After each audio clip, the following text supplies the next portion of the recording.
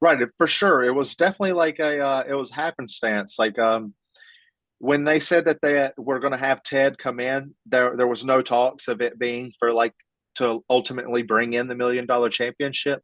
But we were very fortunate that with WWE's resources, we got to do a lot of very cool vignettes and like we had one day for taping and we did three different vignettes in that day, and Mhm. it was like the watch shopping with Ted, and it was buying a house with Ted, and then there was one more we did that day as well, but I can't exactly remember which one it was.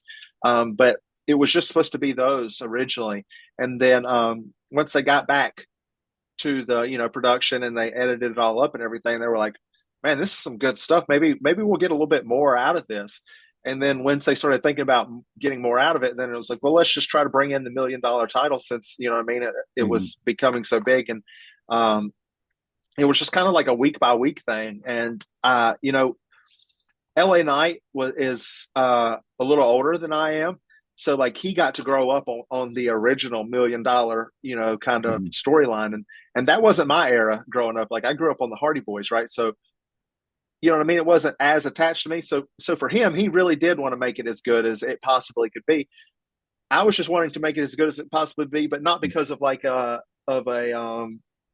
what's the word I'm looking for? Of Like nostalgia or your exactly, attachment to exactly. it. Yeah, yeah. It wasn't a nostalgia thing. It was just because I knew it was very cool and I wanted to do the best work that we could do together.